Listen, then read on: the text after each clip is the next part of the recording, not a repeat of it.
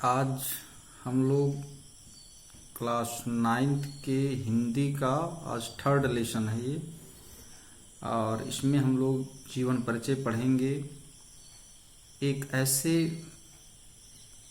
लोगों के बारे में हमको पढ़ना है, एक ऐसी कवित्री हैं भगवान कृष्ण की अनन्य भक्त, अनन्य सेवक, जिन्होंने अपना सारा जीवन उन्हीं के लिए लगाया।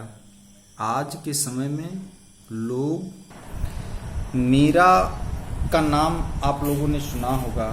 लोग मीरा भक्ति का उदाहरण देते हैं आज के समय में लोग कि एक ऐसी भक्ति हो तो मीरा की तरह हो। एक ऐसी अलग तरह की भक्ति थी मीरा की, जिसमें उन्होंने अपने सर्वस्व जीवन को भगवान श्री कृष्ण के लिए ही न्यौछावर कर दिया। भगवान श्री कृष्ण उन्हें हर कण में, हर पल, हर क्षण दिखते थे और एक बहुत ही अलग तरह की भक्ति थी। तो ऐसे भक्त के बारे में, ऐसे भक्त के बारे में हमको पढ़ना है कि जो मीरा बाई थी वो जोधपुर के नरेश राजा रतन सिंह की पुत्री, जोधपुर के नरेश राजा रतन सिंह की पुत्री थी।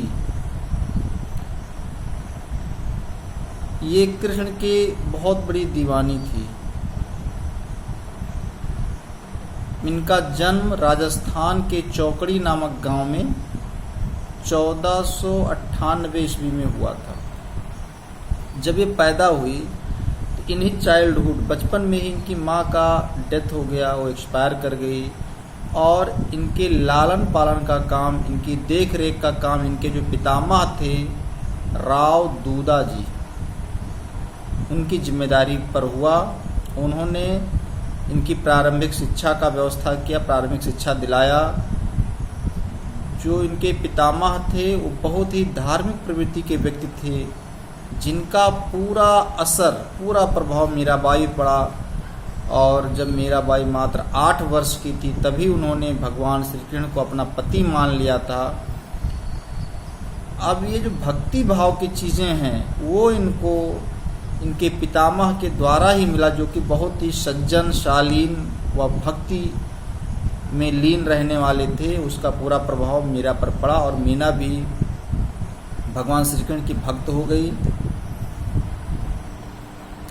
जब मीरा थोड़ा बड़ी हुई तो इनका जो विवाह है चित्तौड़ के राणा सांगा के सबसे बड़े पुत्र, चित्तौड़ के जो महाराजा राणा सांगा थे, उनके जो ज्येष्ठ पुत्र थे भोजराज के साथ हुआ।